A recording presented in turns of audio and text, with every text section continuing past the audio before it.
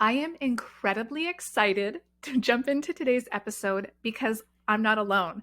So far, since we launched a creative marketing show, it has been just all solo episodes, and I've really missed that connection point in speaking with other entrepreneurs in their niche and what they're best at. So to kick off, because today is International Women's Day, I wanted to be joined by not just one other incredible woman. I've got 5 here today. I have 5 talented, incredibly smart, and beautiful women that are joining me today to talk all about entrepreneurship, building a business, but also balancing it with our lifestyle where we can personally take care of ourselves and invest time with our families. So the questions that we're going to be asking today, I hope will inspire you and that you can resonate with, because there's some incredible stories, and all of my guests today are all just beautiful spirits and human beings, and I'm so excited for you to get to know them. So before we all jump in together, I wanted to let you know who is joining us today. Well, we have the lovely Jennifer St. John, founder and owner of Marnie and Michael. She makes the most beautiful leather handbags. If you haven't checked it out, oh my gosh, you're missing out. I have multiple and they're amazing. Next, we have Patty Hall. She is a master story alchemist and author and book coach. And if you follow her along, you are going to learn so much, especially if you've ever considered writing a book for yourself. She has inspired me so much. And then we have Candace Thomas, who is the owner of Evergreen Wellness Studio. She is amazing. I hope you follow along. If you want to get some good Reels ideas or just be entertained and get some valuable tips for your physical health, you want to follow along. Trust me, she is amazing. And then we have Mel McNamee. She is the founder and owner of Lykke Inflatable Pools. Yes, adult inflatable pools that look amazing. I have about 4 and they're incredible. So I'm so excited to have Mel here today from the e-commerce side of her business to share her knowledge and advice as well for anyone looking to get started. So this is our lineup for today's International Women's Special podcast on the Creative Marketing Show. Let's just jump in and get talking with these beautiful, beautiful women in business. Hey, and welcome to the Creative Marketing Show. I'm your host, Angela S. Joyon. This is the podcast for ambitious women in business looking to cut the BS, stop dancing for likes, and learn to create honest and genuine marketing strategies that don't cause burnout and overwhelm. Have a question about content creation, social media, or maybe you're looking for more clarity on how to take your business to the next level. This is the show that brings the answers to your questions each and every week.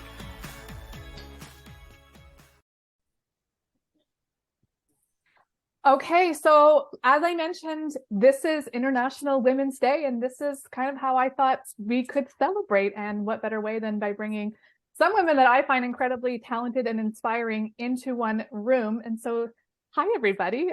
It's so nice. I just said it's like watching a Brady Bunch screen to see everybody. I might have to change my intro to the show to be a little bit more 70s or something. So I did just kind of share briefly with my audience of who is here today, but I would love for you each to introduce yourselves, just so our audience can get to know you. And I mean, we're going to get to know you a lot more, I think, after the end of this episode. So why don't we start with Michelle Reese. Hello. Hi. Oh my goodness. Okay. Well, my name is Michelle. I have been in the real estate industry for almost 30 years. I'm what I call a multi-passionate entrepreneur.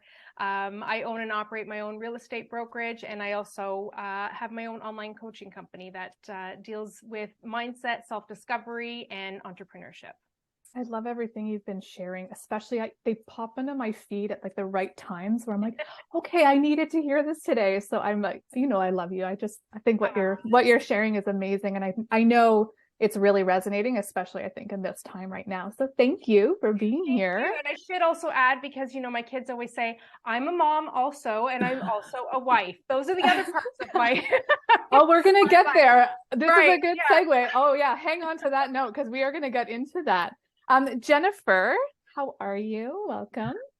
Thank you for having me. Sorry, I have a little bit of a cold today. Yes, so I've been working with Ange for the last few years. I have a company called Marnie and Michael, and it's a social enterprise, and we make leather bags and accessories. And we also donate funds to mental health organizations, and we advocate for mental health. My background has always been in art and design and business. I was an interior designer. I was a film and television producer. And then I just wanted to get back into hands-on designing something, but really wanted to have that give back portion to it. So it's been an adventure, year 3. And I'm also a mom and a wife, and a sister and a friend. So yes, juggling and balancing, I know we're going to talk about, but it's a big part of everything right now. Yeah.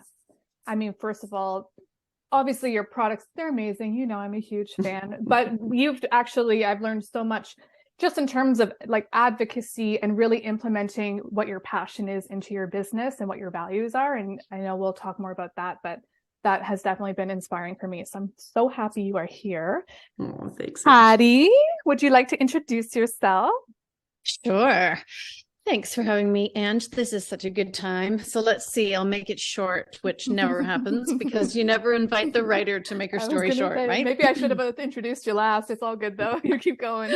Give me 50 words or less, I can do that. So I'm a writer, book coach. My brand is called The Book Alchemist because I cook books with thought leaders and coaches and famous people that I don't talk about. I have 75 books under my belt. I am a multi-book author myself, some that I've ghostwritten, some published under my own name, 2 more to come.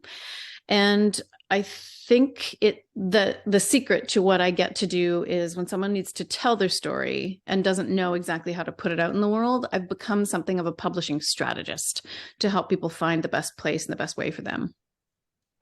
You know, I've already mentioned this to you, but every time we come across, I'm like, I start opening up that journal and I jot a few more words down. It's really, you're contagious. I'll say that. It's really fun to watch. So thank you for joining us here. Pleasure.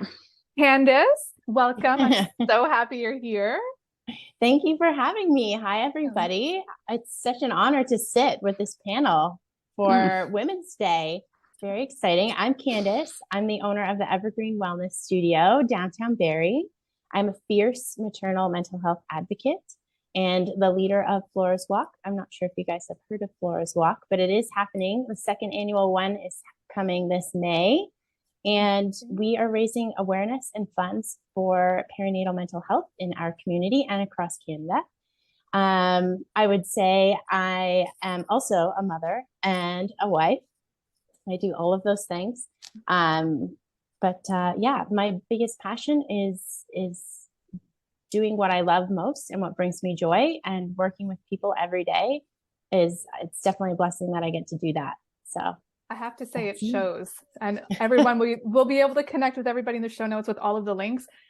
Candace, you're the Reels queen. I think you know this. I think I'm not the only one who's ever said it. The way you rock it out and you use it for your personal, for your business, all of it, you make it look like, man, being in business is a freaking joy. So it shows. Your passion definitely shows.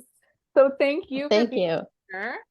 And now we have Melanie. Hello. Happy to see you again. Thank you for having me. I'm so excited to be part of this amazing panel. So I'm Melanie McNamee. I founded Lykke Designer Inflatable Pools in 2002. It's an e-commerce brand, and we design and manufacture the world's most beautiful and high quality inflatable pools for adults and kids. I'm also a wife and a mom, and I'm based in Ottawa. Love it. Okay.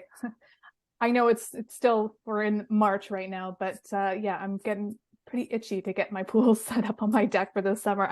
We were just worked together not too long ago, and every design and your infusion of your love of style, it really shows and is so reflective. It's such a representation of you personally too, but yet you appeal to so many. So I think what you've created, I'm like, oh, it's so exciting. Oh, thank you. That's so kind. Spring and summer can't come soon enough. Right? So much fun stuff going on. Amazing. So those were great introductions, and I really appreciate that. And to follow up, and it was kind of segued how you were going, Michelle, is I'd love for you to just introduce yourself, and it has absolutely nothing to do with your business. Maybe a little bit of your family, but what is something that you could share with us that is just personal to you outside of every other realm? We'll start with you, Michelle. Whoa. Jeez. No pressure, Michelle. I It know. could be anything. If God, where do someone's- we start? Because it's hard, right? I know when people are like, oh, like, what do you do? It's such a leading question. We don't ask enough, I feel like. So who are you? If we just met in a park and nothing related to business or anything, what would you say to who are you? Yeah, I think isn't that the age-old question that we're all trying to answer and figure out, right? Which I truly believe is a secret ingredient to our businesses. But maybe we'll get into that later. But who am I? I am somebody who is on a constant quest to learn about myself in relationship to the world, in relationship to other people. I am a junkie when it comes to self-discovery work. And I'm just known for going deep. I can't have just a superficial conversation. It just doesn't land comfortably for me. So that's who I am in a nutshell. I'm somebody once said I'm a puzzle wrapped in an enigma, and so you really can't figure me out. How's that? Love it. Okay, well then I'll have one quick follow-up question. What's your guilty pleasure? Oh, I have a lot of them. I'm going to say nibs. Oh. Okay. I love gummy candy. I can bypass chocolate. I can bypass cake. I can bypass all of that. But something with the gummy, the nibs has just been with me since I was a child. When we used to go drive-in theaters, it was the big bag of nibs in the back of the car, and that's how I would watch the movie. I think Michelle and I might be the same person. I'm a little concerned now. Yeah, nibs, the drive-in, right? The bags of nibs at the drive-in. Oh yeah. You also had me at gummy, but I could be thinking of a different kind of gummy that are also. That's another episode. Yes. Yes. All right, Jen, who are you outside of what you do for your business, for work? Who's Jen? This is an interesting question because when you said that, I'm like, I don't know if I know the answer to that. You're spread so thin at this time of your life right now, right? Right. I think that people would say that I'm very generous. When I do have time, I very much want to fill it with my friends and my family. I also really like to have my alone time as well, though. I like to be, just especially for the creative side of my life, I like to just kind of have that solo time, which I don't get a lot of right now. And I'm a feeler, like I'm feeling my way through the world. I definitely love learning and, I'm curious about things, but I like to feel things. So that's definitely who I am. Guilty pleasure? Well, okay, I am a nibs girl too, but I was also I wish we did this in person. We could have had snacks.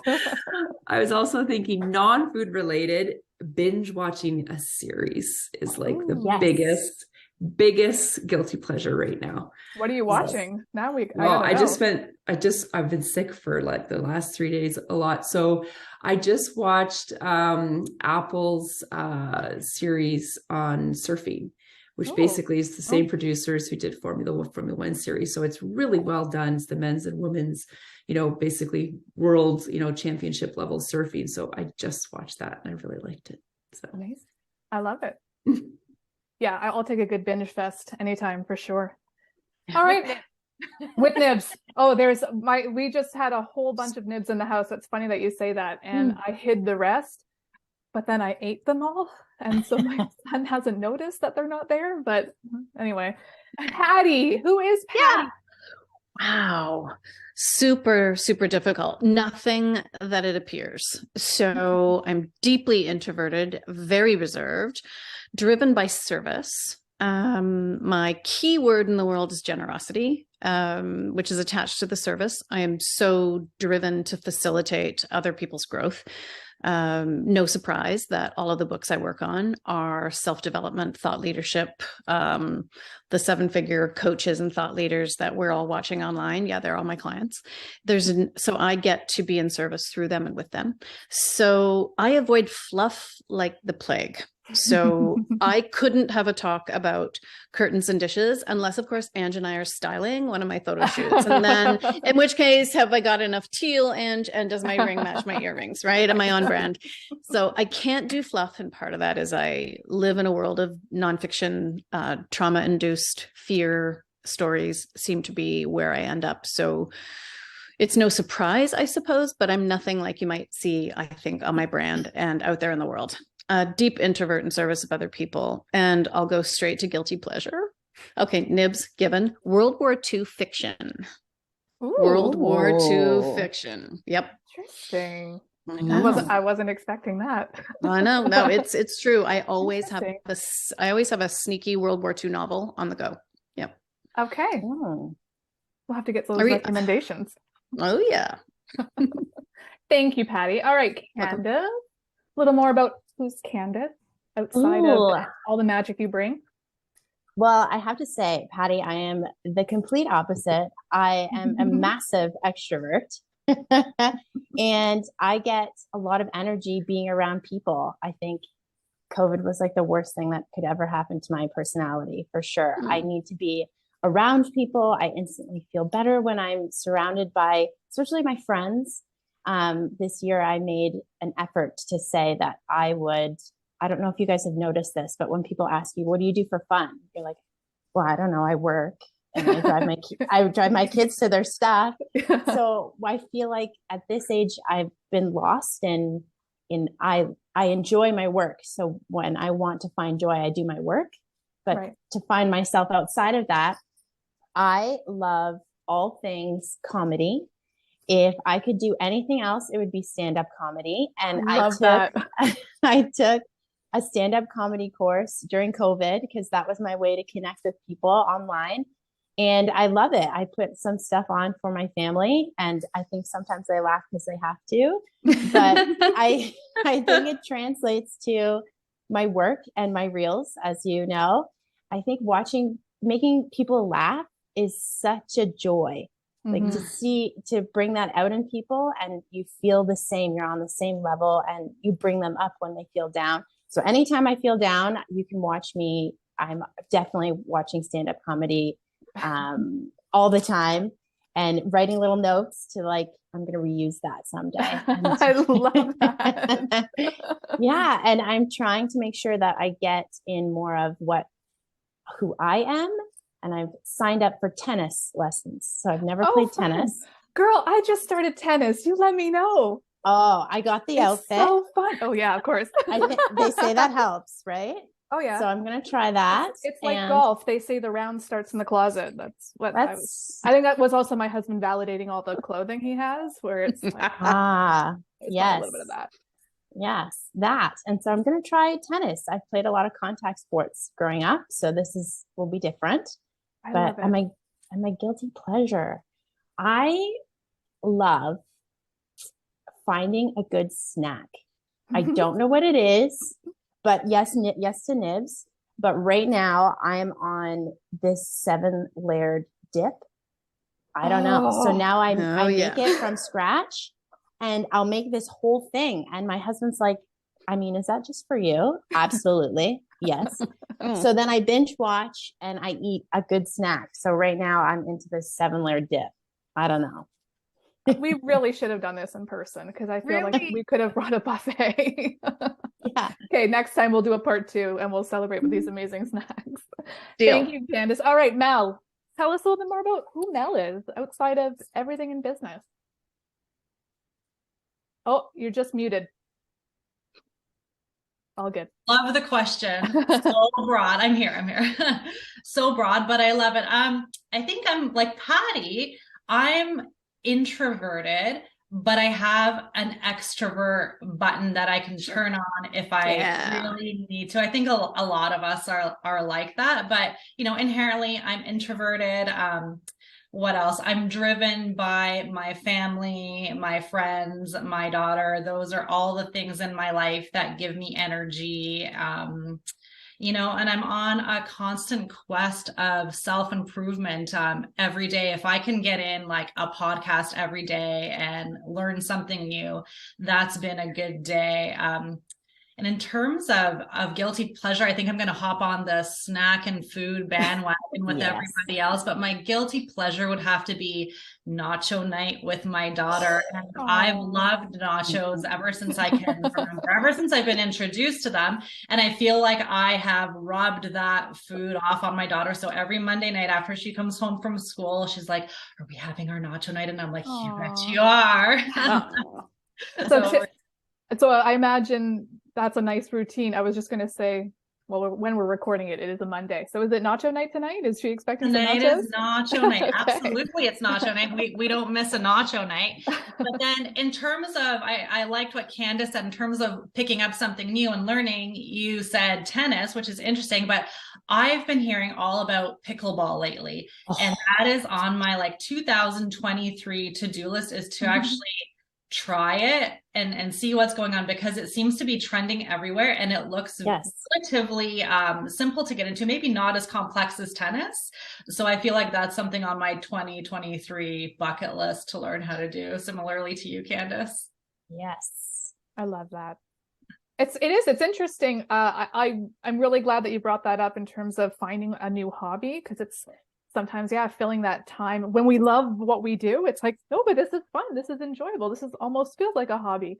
But that's where, same thing, Candace and Tamal, I started tennis as well. I'm like, I need something that, and I don't bring my phone typically, and I get to do it with my husband, and it's an hour. I'm like, this is fun. And usually we try to do it while our son's at school. So it's nice to start trying these new things. And I think that wave of COVID that kept us kind of so internal, that we're now, really yearning and craving just something to do outside of everything else. So I love that. So thank you for sharing that. I just wanted to kind of start the ball rolling and kind of get loose a little bit and learn a little bit more about you, because I'm so inspired by all of you.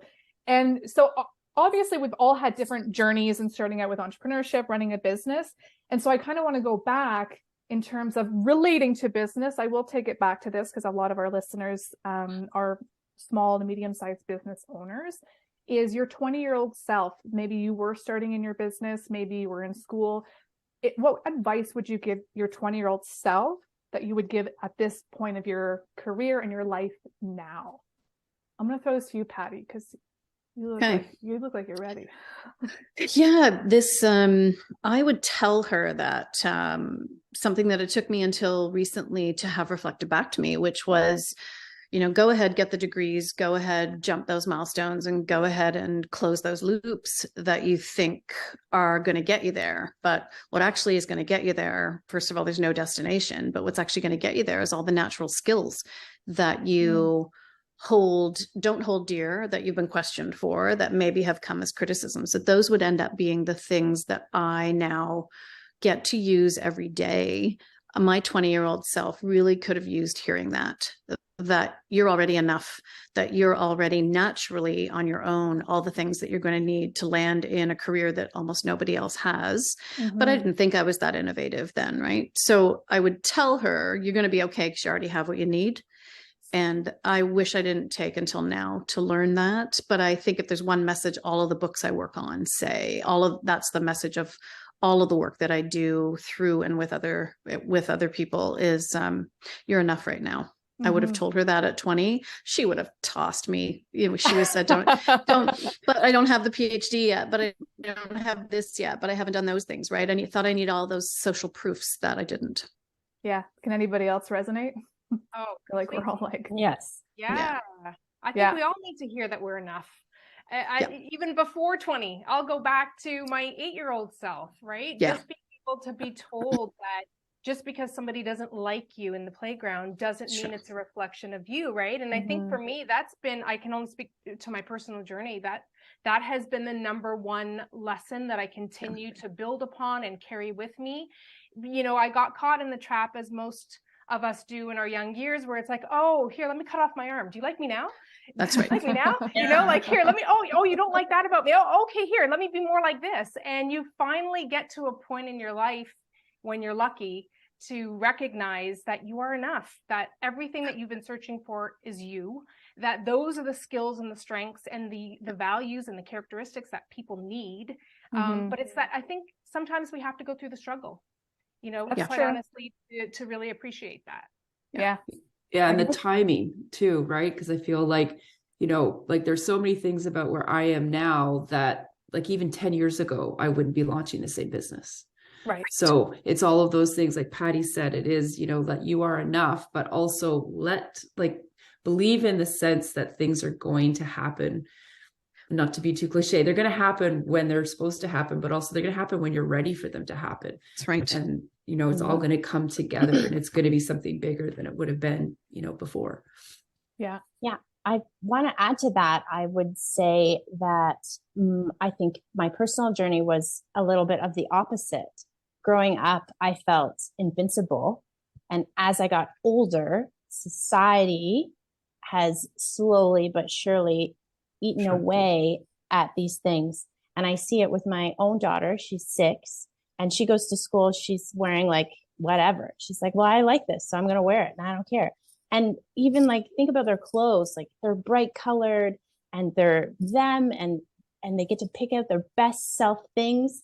And then as you get older, you start to wear all these, like all our winter clothes are black. Yeah. Our snow boots are the same. We all wear the same boots. And when it's raining, we all wear our hunter boots. You know, we all start to come into and live in this box. And I think slowly we start to lose ourselves and have to all feel this feeling of having to get in line with what we're supposed to be doing at a certain time, especially for a woman at a certain age. If we're supposed to get married at a certain time, we're supposed to have kids. And I think I wish we could live more of when none of those things mattered. You know, we were out late, we rode our bikes and didn't care where we were going. You know, now people are trying to put us in this box constantly. And I think that eats away at who we really are. It's almost like that advice for your 20-year-old self. It's almost like, where can we implement that to stop that course for our children? I know we're all moms here, and that was really important to kind of touch on too, because we are such you know, reflectors of what things can look out to these little eyes that look up at us. And obviously we have, you know, our mistakes along the way and our learnings and our lessons, but so much that we can tailor back. Because my son's 7 and the same thing, like to school, he's wearing his hot pink snow pants. I bought them for him because he loves color and he loves pink. Dad wears pink, and our rule in our house, our colors are for everyone. So there's no boy colors, there's no girl colors. But that first day when he came home and, you know, kids had said something and it was just like, oh no. Yeah. Mind you, he's got a lot more resilience than I probably did at that age, because he is still rocking those pink pants. I don't know where it comes from. He had a kid mate say, why are you wearing pink pants? And he said, why are you wearing blue? And that was his response. I'm like, wow. Okay, that's a win. That's amazing. Anyone else with, you know, advice they would give their 20-year-old self looking back now? Don't believe all the advice you get. How about that one? Hey, I actually like that. That kind of feeds into when I read that question, I was like, what was I doing at 20? And yes, it was that long ago. But just thinking, I remember in school, my academic advisor had told me, you know, this isn't really for you. I don't think this program is for you. You don't have what it takes to succeed in this program. And I think you should just, you know, exit now before it becomes embarrassing. And I'll never forget it, because he showed up at our graduation and we had to shake hands on the stage. And he looked at me and he said, wow, I didn't expect to see you here today. And I'm like, and I bet you didn't expect to see me on honor roll either, you know? Right. And I think listening, when you're 20 years old, you're taking in everything all these adults are saying, and you have to either do what they say or do what you feel is best for you. And I think my 20-year-old self, I would have said, like, you don't listen to anything else but yourself and what you feel is meant for you, because these people don't know you and they think they know what you can and can't do. And you show them what you're made of. Yeah. Every day. I love that. It's I have a very similar story. I won't get into it today, but it was probably the best thing. And it was a former boss of mine said something very similar. And I was like, fuck you, I'll show you. Like, it was, I actually took it. I was like, ooh, you just, all of a sudden there was a beast in me where I think even if it had been said maybe this would have been, I was 23 25. And I remember if that had come to me probably 2 or 3 years before, I don't know what it is, again, divine timing, whatever, he said it and it was like, what is this fire inside of me? That's like, he triggered something and I was angry. And then it was like, you know what? F you. I don't need this. And he said, well, what are you going to do? And I said, I'm going to start my own business. And then I'm like, I don't know what the hell I'm going to do. I don't know what I did that for. But eventually over time, it kind of came to fruition. But yeah, interesting how, I don't know, maybe that's just something innate in those who have that passion or that fire, who are meant to be entrepreneurs. I don't know. Maybe those triggers are something that kind of sets that match aflame. So Mel, did you have any advice for your 20-year-old self? I do. And I think it's kind of spooling off of the conversation we were just having. And I think it would just be, I would tell her, don't be held back by the fear of failing. Let go of that perfectionism and, just start now, launch now, even if it's not perfect, don't be afraid to fail, because failures are essential to learning and growing. And I think that embracing and taking risks and being willing to pivot and make changes along the way. And I guess I would just remind myself that the journey of entrepreneurship is a continuous process of improvement, and that launching something imperfectly is always better than, not launching anything at all. So I think that's something that I always really struggled with. It's like, oh my gosh, okay, what if this fails? I don't, want to launch this webpage. I don't want to launch this Instagram account. I told my husband, when I launched Instagram for Lykke, I'm like, I'm going to have like 40 followers. This is so embarrassing. And he's like, you got to start somewhere. And, you just can't be afraid. I think getting over that hump of being afraid is one of the most important things you can do when you start out on a journey like this. So that's what I would tell her. And I think I would tell listeners today that as well. I think that would really help. It makes perfect sense. You're absolutely right. I love that you mentioned that, starting with 40, but like, how do we all expect it to start, right? And that's where we get so critical of ourselves, that we're so worried about the vanity metrics, or how people perceive us and look. And yet the ones who can stand the test of time are like, I'm just going to keep going, because all that number can do is grow. So, and you've certainly proved that with everything you've done. I will say, I'm going to throw one in here that I would tell my 20-year-old self would be to dump that boyfriend. I don't know if anybody else can relate, but like, I definitely would have come back and been like, just cut it off sooner. Like, you don't need to go anymore, but that might just be me. So now that, we've grown our businesses, we do have our families, we have our new activities that we're starting to explore, and our guilty pleasures. So in terms of balancing that family life and the business life, because I know certainly coming out of COVID, we're forced to work from home, home is where our family is. And any strategies either that kind of came out of COVID, or just any that you seem to work, I'd love to be able to offer our audience, because I know you all have done so well and you're so passionate about being mothers and friends and spouses. What strategies have you employed that have worked for you? Anybody can kind of jump in if they've got something they want to share. I can go. I can say, for the longest time in my journey, that I was always pinning work against family. And I was fortunate, and I can say that now because I truly feel that, to have been raised by two entrepreneurial parents. Right.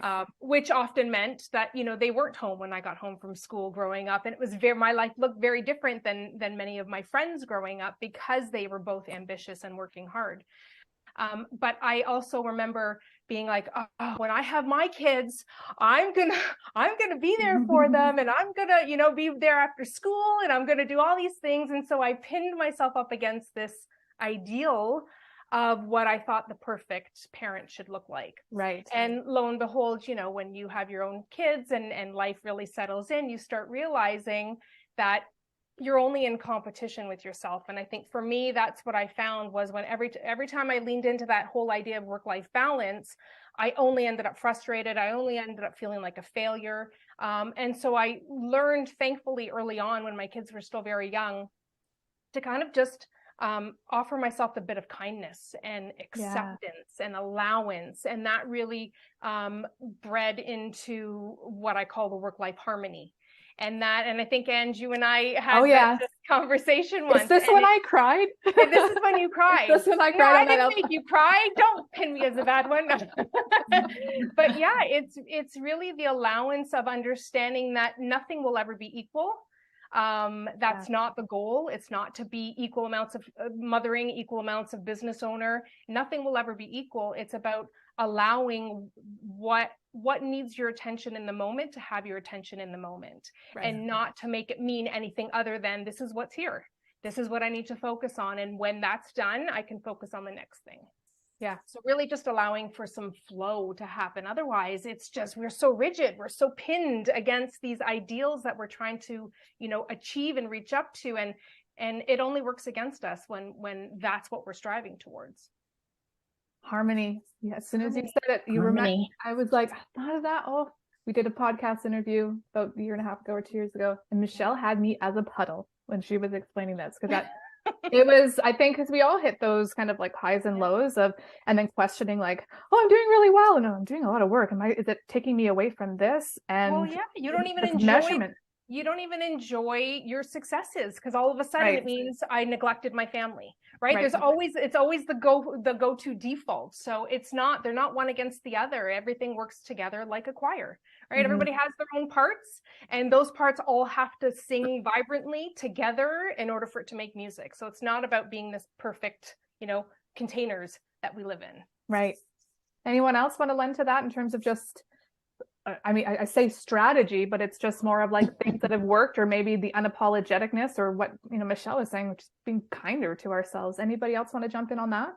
I was going to say very similar on that theme is for sure. For my husband and I are both entrepreneurs, and none of our parents were entrepreneurs. So we don't have that background to lean on, but, the harmony is very key. But I also think we're very honest and very open with our kids. I mean, they're 10 and 13 now. But it's constantly, they're involved in our world. Like, we don't keep it separate to the point where, they don't realize, oh, this is what's going on with mom, or this is what's going on with dad.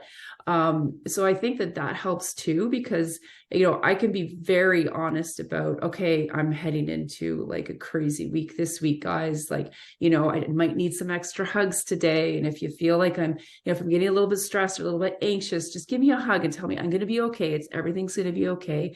And let's just all support each other. And so those are the kind of conversations I wasn't raised with. Right. So I love that I'm at that point, and we're doing that for our kids. And I was just going to say, Ange was on a shoot with me. She started a shoot with me. It was last spring, I think.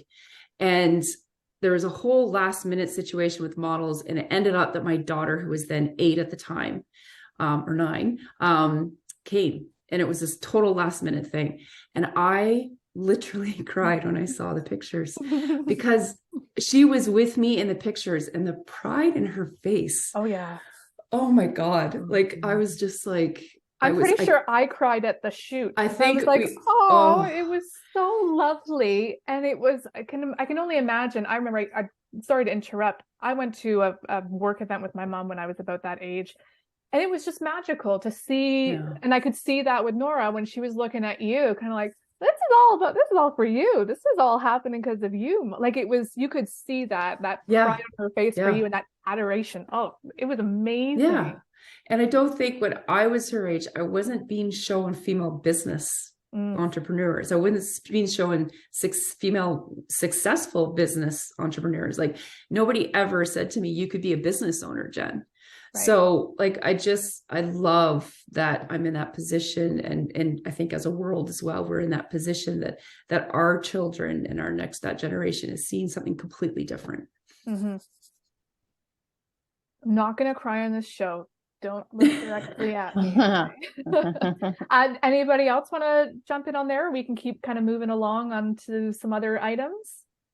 I feel like that was good. And unless Mel or Patty, Candice, any other strategies or advice? I can add on to some of those strategies. In terms of work-life balance, I think it's more about being present more than it is about being perfect. So something that I found that was a good strategy that has been helping me is setting some boundaries. So something as simple as, setting specific hours for work and designating certain times of my day that are solely for family, where, I put away my phone, I shut down my laptop, and I'm 100% present with my daughter and husband. This is, one that I'm still working on, because when you run a startup, like an e-commerce business, your hours aren't black and white, and chaos can happen at any time of day or any time of night. But I feel like it's a good strategy to set in place if someone's starting out, like it's something important to think about. Mm-hmm. I agree. Yeah. I was going to say that I was pregnant during COVID when COVID first happened. And at that time, there were a lot of unknowns, and it felt, I don't know if any of you felt the same way.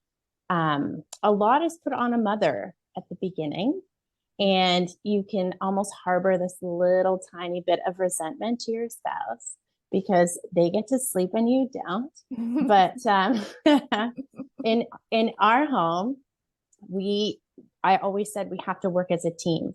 Like I played sports growing up, I have 5 other siblings. We always operated as a team. And if I was having a rough day, the team kind of helped me out, right? And I said, I'm at 20% today. And they're like, okay, well, I have space, and you take your time and I'll help you with that. Or I'm at 80% today, so I can take on more of a load if you need to rest. And I've found that having this great communication and saying, we're a team, I want to help you succeed. My husband's also an entrepreneur. So the 2 of us are our biggest cheerleaders, and having my girls come to all of my things. I love seeing them in my office space. They're like, this is where you are when you're not with us. And knowing how to enjoy what you do and love what you do, they see that every day. And I think that's really important. And Olivia's going to be my date for the Women in Business Awards this week. Nice. And I missed out on a few things.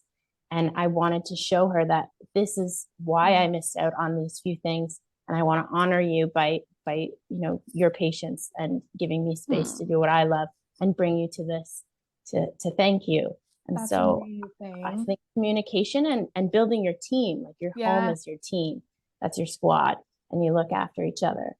Oh my goodness. All of this was so helpful. And I think the 2 that really stood out for me was, that teamwork, but then just that honesty. I love what you said, Jen, about being very transparent and honest. We shouldn't have to hide behind our business. There's no secret. There's no top, we're not working for government officials over here. We're working for ourselves.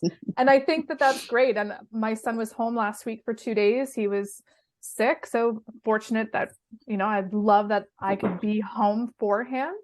But when in the afternoon, he brought out a game, and I said, Mommy's just dedicating this time when you're at school. And it was I would have loved to have played Connect 4. I love Connect 4. It was more of, I'm on a roll and I've got to kind of balance both. So we would take breaks.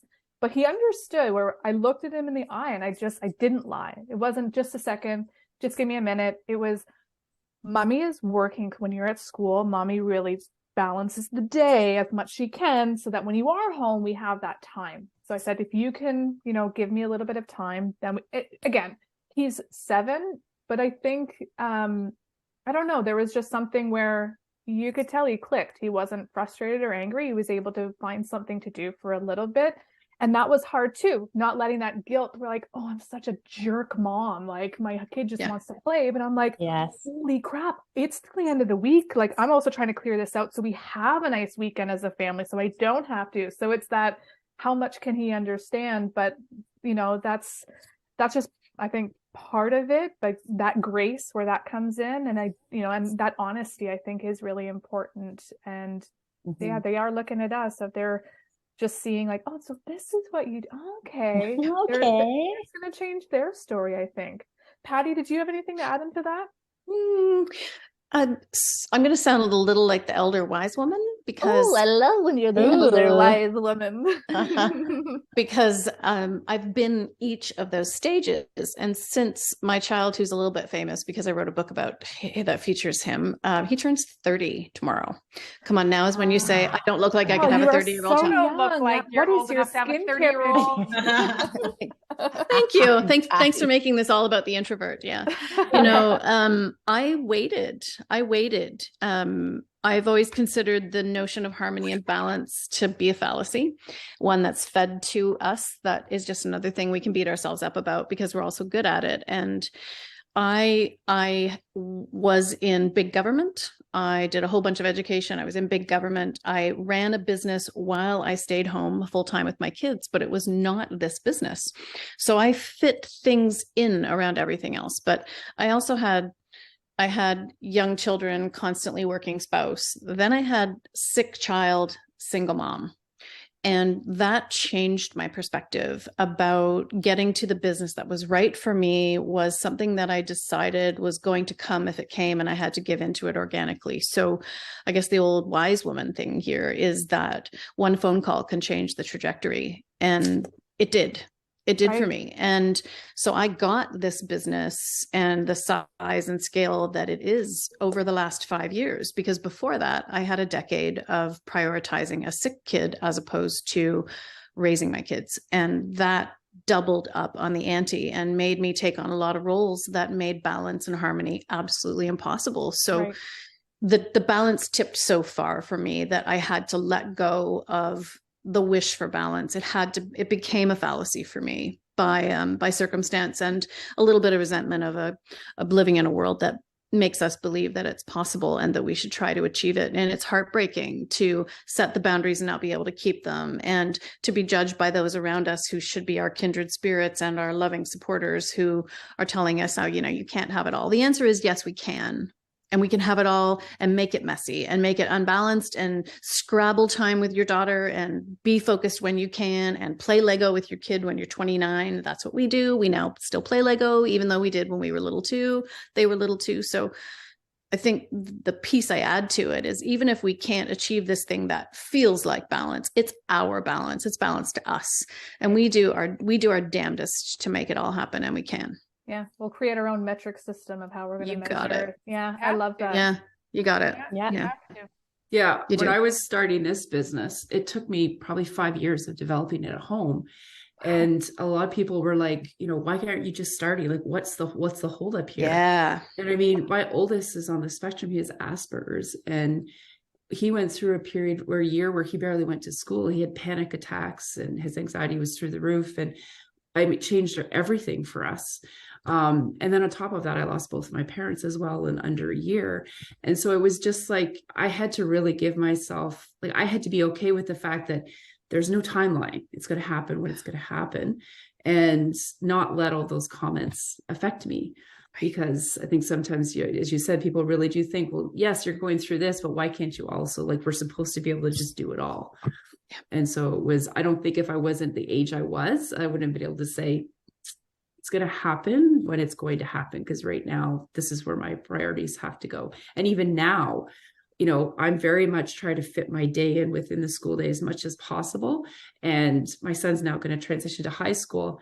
We have no idea what that's going to look like. Right. And so it's already as much as I would love to do, so many things to grow my business in so many ways, I have to be so realistic of, how much time do I have and where should I be spending that time?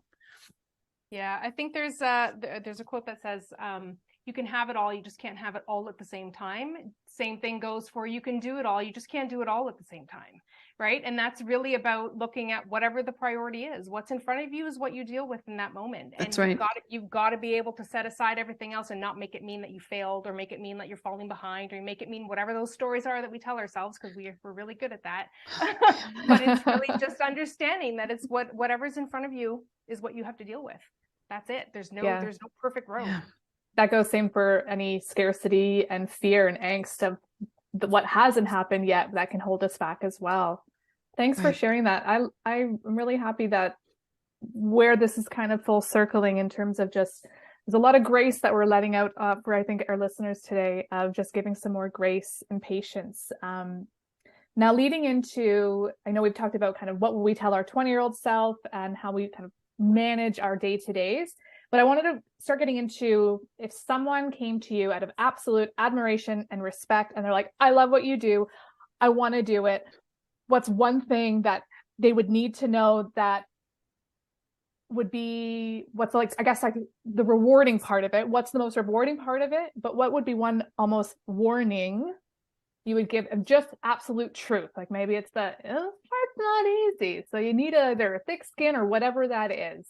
Does anybody want to jump in on that? Candace, do you want to start? Do you have any? Someone said, I want to open up my own wellness studio. I want to do what you did. What do I need to know to get started? What could be something? Oh boy, what do you need to know? All the things, I would say, all the things. I think being an entrepreneur, I don't think you just become an entrepreneur. I think you have something about you that makes you a successful entrepreneur. So like that drive, that want to do something different, we are successful when we find a problem and we find the solution. And we do that all the time, constantly, as an entrepreneur, just thinking of, and that's probably why we go from one thing to the next thing to the next thing. Yeah. There's always something to do. The squirrel. Yeah. And I think if someone came to me and said, you know what, Candace, I want to do what you want to do, I would say, well, buckle up, because it's not easy. And you have to find there's thousands. People say this to me all the time. Well, what is it that makes your practice the best? Or why would I want to come see you instead of, because I could walk to 5 different clinics from my own clinic. So why are you fully booked in months in advance? And it's because I found what I'm very good at, and I do that every single day. And I focus my time and energy into every single person. That in itself is also something that people, I think, they might not think of when they think of massage therapy, but a lot of people come to see me, and my hope is that I'm helping them with their mental and physical wellness, because what we think translates to how we feel. So if I'm not addressing the things, if I don't say to someone, how's work going? They might say, well, I lost my job. So if I didn't ask that, someone would say like, well, I'm really tight everywhere. I'm clenching my teeth a lot at night. I have no idea why. But getting to know someone, then remember, they're now bringing all of that to you. Mm-hmm. And now when you're treating them, they're leaving that with you. So that's a lot of heaviness that you carry. You're not just treating their physical things. You're listening to them when they go through a divorce, when they've miscarried, when they're having a new baby and they're exhausted, and they're leaving that stuff with you, knowing how to give yourself self-love. And I hate the word self-care so much, so I'm going to try to avoid that one, but just trying to find what fills you up, because you're going to need that, because your people are going to leave these things with you, and knowing that this isn't mine and I can leave this here, and I'm going to help this person, but I'm not going to take on all of that stuff. I think it can become you if you hold on to it. But for the most part, I know we don't want to say hustle, but if you find what you love and you find joy in it every single day, I don't think working towards it feels like this exhausting hustle. Right. I want to get up and do this every day. So to find that is hard, but it's so rewarding. I love that. Thank you for sharing that. I feel green that's something I didn't even think of, but of course that would be something in your industry that you would take on. I think you're pretty resilient and pretty freaking great at what you do. And it's absolutely no shock why you've just been so successful in your field and will continue to be, I have no doubt. Thank you. Did anyone else want to kind of lend into that? Any thoughts on warnings or advice specific to your industry? What about you, Michelle? Yeah, I can share. I think the first thing I would say is comparisonitis is a real thing, and you have to really be prepared to tune out the noise, because it looks easy, and there's just so much around us that makes it look like entrepreneurship is doable and you can do it and you can have it on. You're going to be out there, wearing the nicest clothes and driving the nicest cars. It's all this perception. Right. And to echo what you were saying earlier, Candace, it's not easy. No. So, you've got to go into this understanding that it takes work. And if you're always looking for the shortcuts and you're always expecting that this is the right way to, this worked for this person, that worked for that person, then you're always chasing success. Yep. And I think that the advice I would give is that the more you can align with yourself and be more self-aware about who you are, what your strengths are, what you do well, that is your gift to the world. That's the piece that you have to embrace. And that's the piece that it's going to take courage and work to continue to focus on, because everybody else is showing you all these other ways of doing it. And you really have to find what works for you. So it's not easy. It's not easy, but you got to be prepared for it. I think that's really sound advice for sure. It's like putting those blinders on. I did an episode when I first launched and I called it, "Are you under the social media influence?"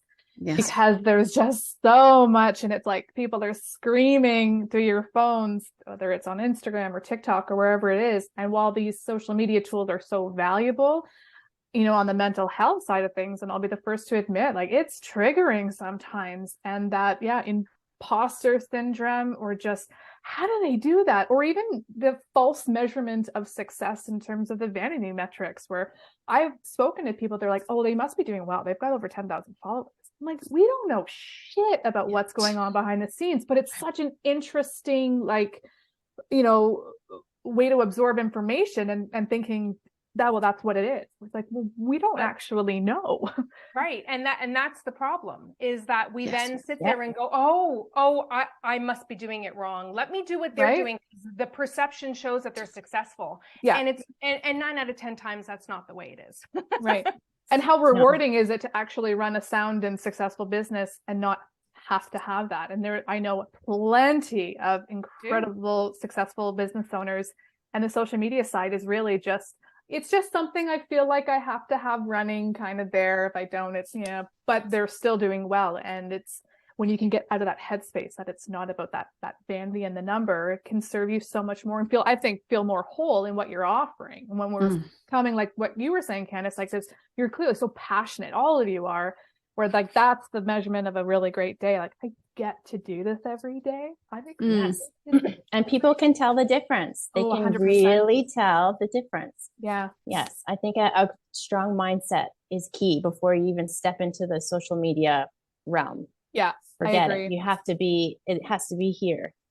And then that doesn't affect you. You just kind of do what you do, and that's that. Yeah. Well, I want to be mindful of everyone's time. So I'm going to throw one quick last question in here. And I'd love to hear from each of you. That is, if you could eliminate one thing in your business, there's no repercussions. You will not be penalized. It will not hurt you, but it'd be something that you can take and go, I'm not going to be using that or working with this or doing this. What would it be?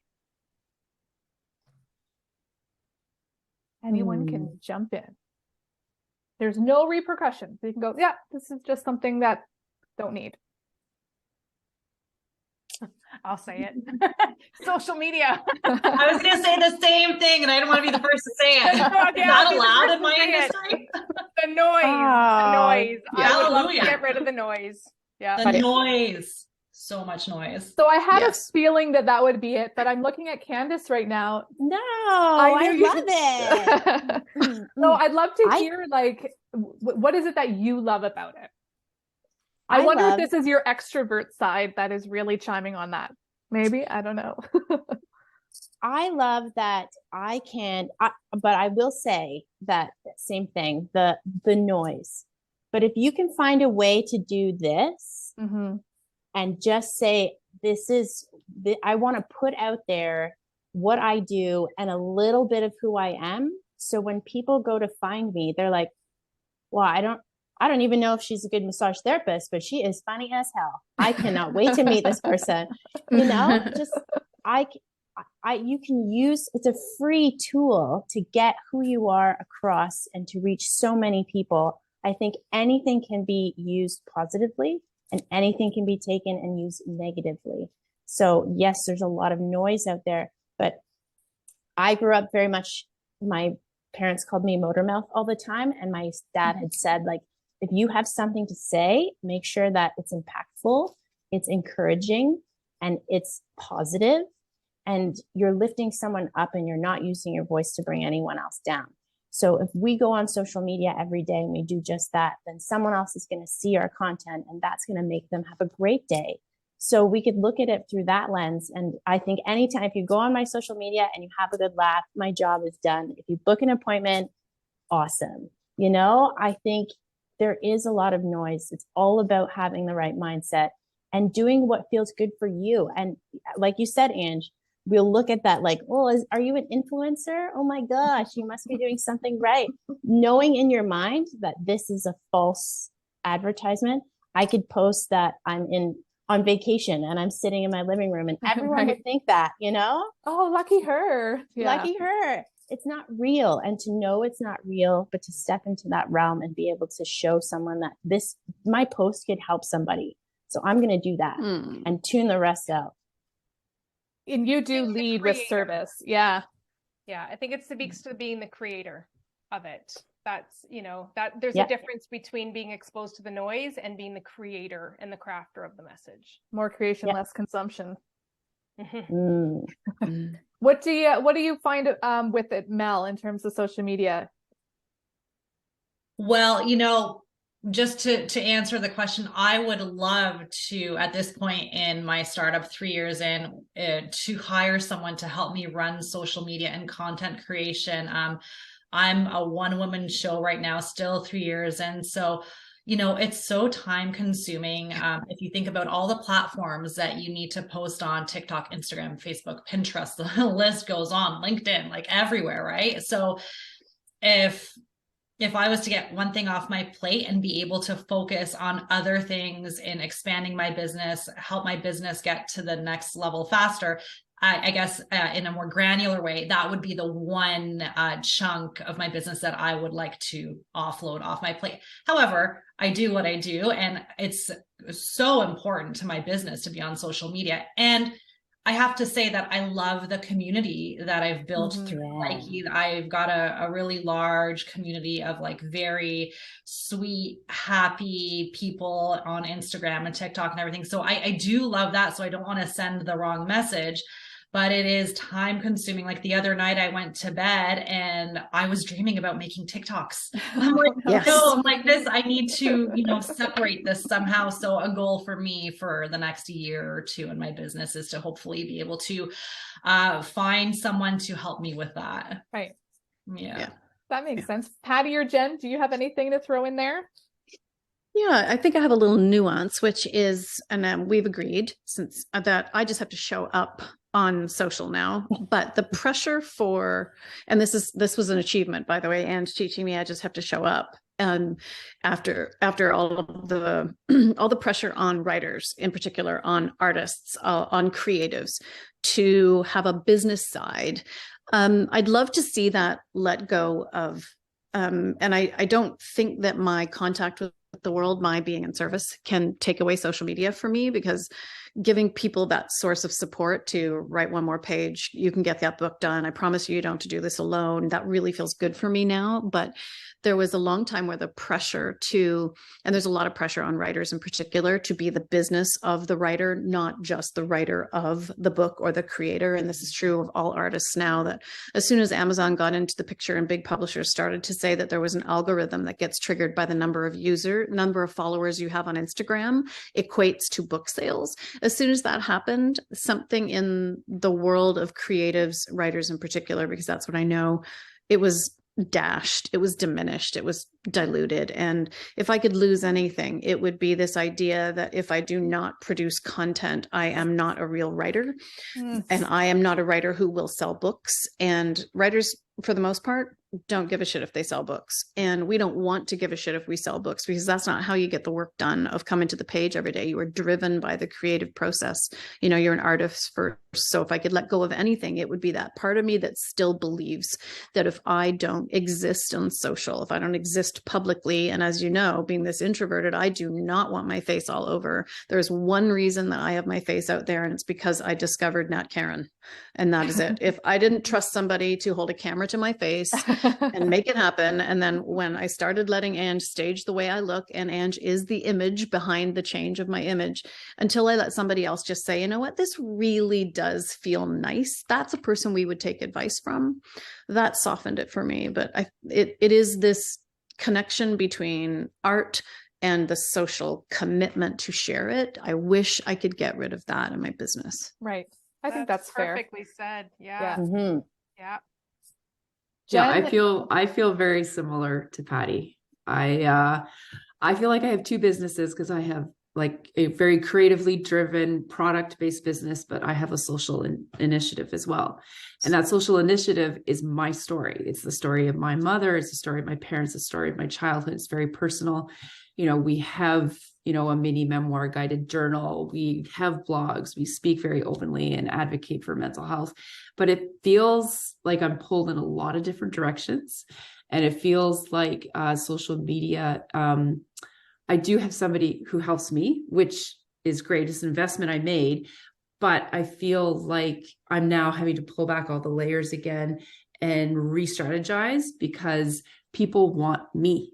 They want my story. Yeah, they do. They want me. And nobody else can do that. Right. Yep. So it's a really tricky thing to navigate because you only have so much time, and I also dream about reels and TikToks in the middle of the night. And I'm not the only one. Oh no, we're with you. It's the mark. You know what I think it is? I think it's I said social media just in just like very quickly, but it's really the wearing the marketing hat. I really, I resonate with what Patty says. It's like, I want to go and be able just to do and share and just be me, just continue to share my message. It's powerful. Yeah. But when you've got to wear the marketing hat, it takes the fun out of that. Yeah. It's always about the strategy and the algorithm and is this the right way to do it?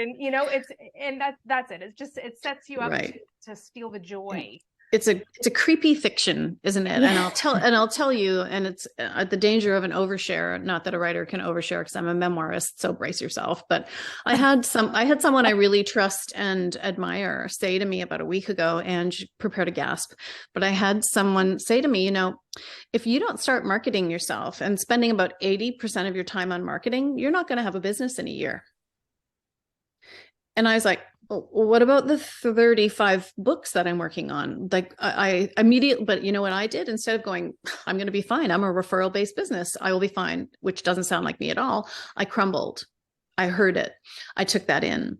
And at 56 years old, I listened to a voice of dissent that knows nothing about what I stand for, which is, if you want help with your book, I'm here to help.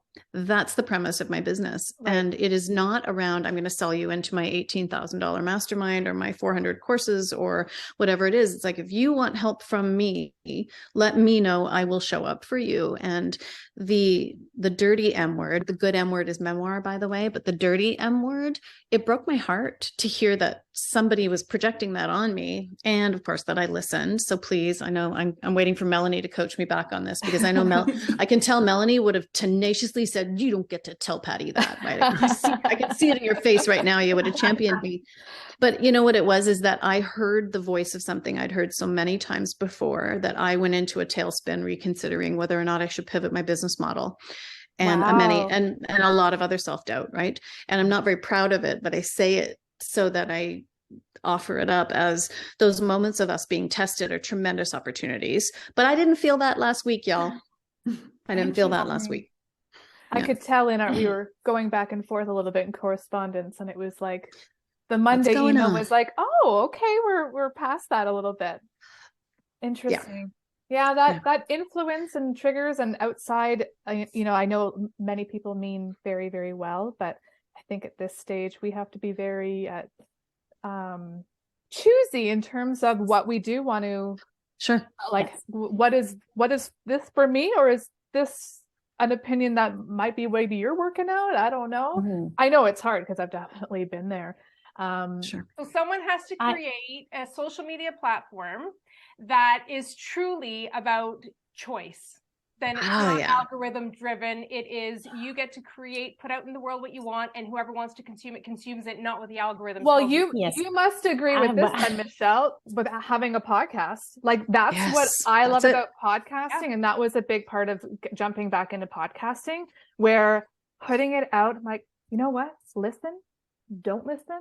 I'm putting it out there. I enjoy it. I love the conversation. I like putting it and it's creative. And if I get a message from, if it was one person, I'm like, oh, I'm so glad you liked it. Like it's worth the investment. And it wasn't going into it like, you don't go, nobody starts a podcast going, I'm going to be rich. Like it's not what you do. I wanted to say, I think I look at Instagram the same way you look at a podcast. Right. I don't follow any, sorry, Ange, I'm going to say it because I know that you're a strategist, but I don't follow anyone else's rules about Instagram because I don't care. Which is a good strategy, by the way.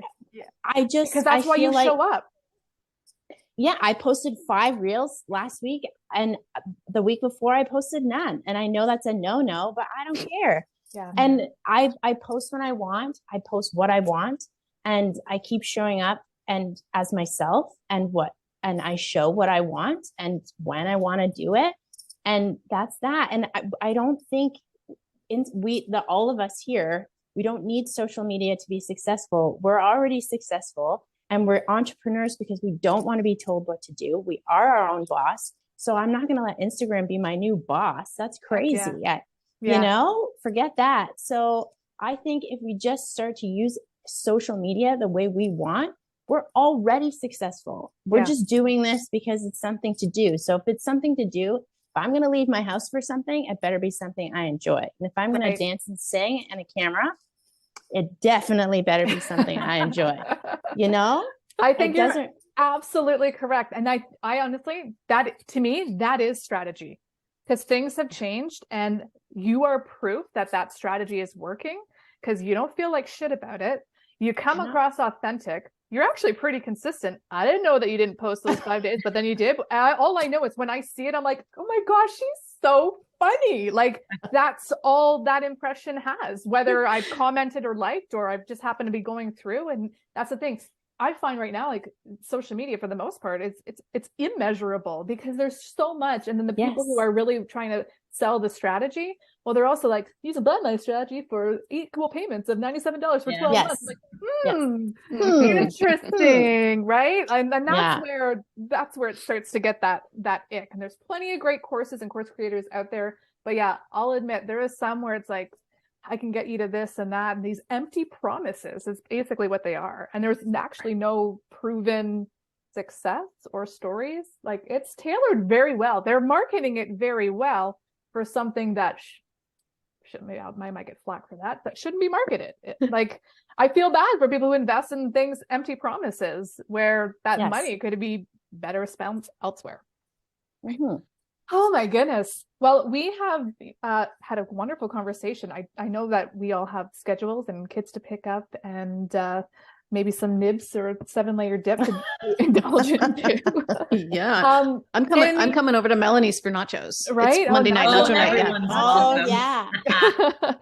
But I did want to say thank you all so much for joining me, and we'll go around the table, our fake little table here, one more time. If you can just, I'll start with you, Michelle. Where can our audience get in touch with you? And if you've got anything that you wanted to share coming up or with your programming, go for it. Yeah, best place is Instagram, as much as I know.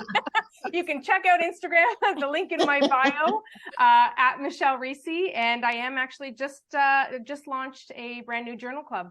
So for anyone who is into self-discovery work, self-awareness, you can get that on my Instagram account as well, on my website. Oh, fantastic. Nice. Ooh.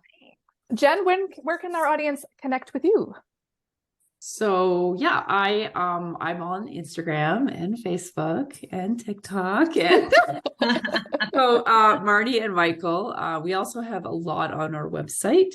So we have a lot of mental health resources. We have our blog, we have our mini memoir on there. And yeah, we have lots going on. We're doing a community event in Barrie here on May 6th. That's a mental health fundraiser. And we're also doing the One of a Kind at the end of March. So we've got a big few months coming up. Perfect. And I will put all of this in the show notes so everyone can connect easily. Patty, where can our audience connect with you and anything you got going on?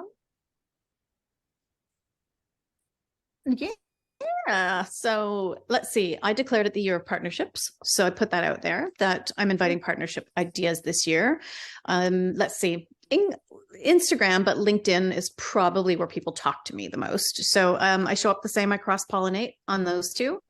I have a new book coming out, a writing book that's called a craft book called Elements, which is a little mind-blowing. It's my writing system built for nonfiction writers and how to deepen your life writing experience. That comes out in June. Ange has a lot to do before then.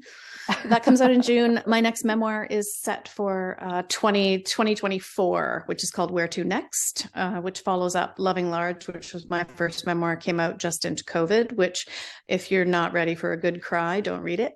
And that's where to find me. Fantastic. I will put those details in the show notes as That's well. it. That's all I got. I love it. That's it. That's all. That's a lot. That's a lot. Candace, are you on social media? Can people find you on social media? I don't know. I might throw my phone number out there. Avoid social media. No, I'm on Instagram at Evergreen RMT, and my non-for-profit page is the Live More Project, where I talk all about mental health awareness. And you can actually join the Barrie team or any team in your city for Flora's Walk. It's happening May 3rd on World Maternal Mental Health Day. So all of you should join Team Barrie, and you can walk with us May 3rd, or you can donate, you can sponsor. And coming up in the spring, I actually have to talk to you about it, Ange, still at our coffee date. But yes. I'm hoping to launch a course called The Social Mindset.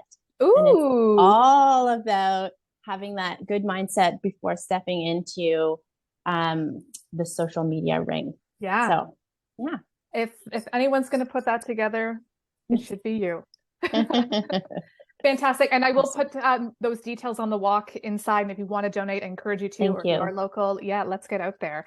I will also look into getting my registration to join you as well. And Mel, where can our audience find you?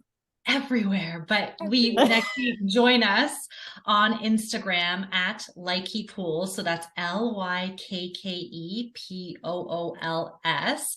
You can also check us out at lykkeshop.com, which you can see all our assortment of beautiful pools and products. And you can sign up for our newsletter to be the first to know of any new launches. And our launch is going to be in April 2023. So sign up to the newsletter there. And for all your listeners, Ange, I wanted to offer a promo code. Yeah. Oh, snap. Yes. Just enter creative marketing in the promo code box at checkout. But Ange, you can probably put that in the show notes. So yeah, I mean, I'm everywhere. TikTok, Pinterest, Lykke Pools, you'll find us, and it's me for now. Yes. I'm here for all of that. The new pool designs are beauties. I got a sneak peek and they're gorgeous. Well, thank you, ladies. Happy International Women's Day. I'm so glad that we got to celebrate and see some lovely women in business, moms, friends, nibs lovers, nacho lovers, all of the above. Thank you, Ange. Thank you. Thank you. Oh, my pleasure. This was really fun. I was very much looking forward to it. So I will make sure that everyone connects with you, check the show notes, and I hope to have you each back on here, maybe even a little bit more of a one-on-one conversation. I love everything that you all bring to the table, and I'm just happy to celebrate this day with you. Well, thank you. Thanks, Ange. Thank you, Ange.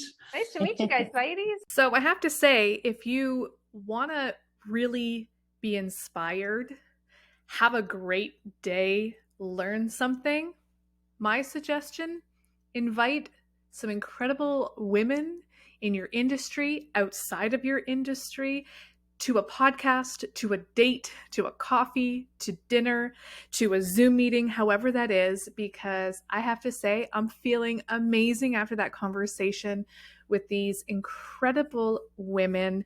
And I'm so grateful for their time and bringing their story and perspective. And I'm just so thrilled that you got to be introduced to them if you haven't been already.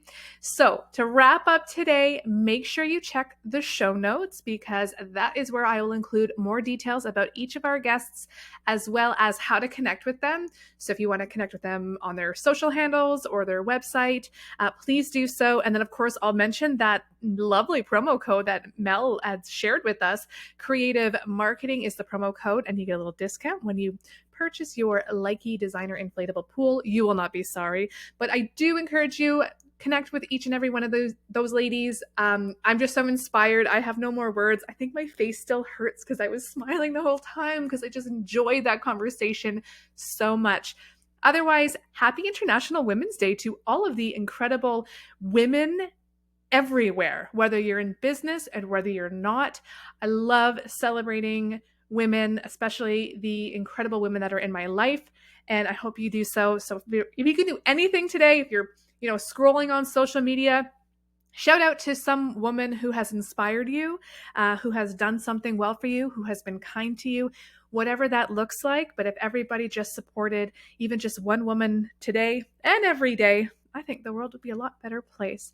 Otherwise, like I said, go and connect out with your community and other women that inspire you because it feels really, really good. Otherwise, if you'd like, we have a private community. You might have heard of it, the Creative Marketing Membership. That is my private community for ambitious women in business. It's really where we focus on building out strategies and support that makes sense for each individual business because they're not all alike.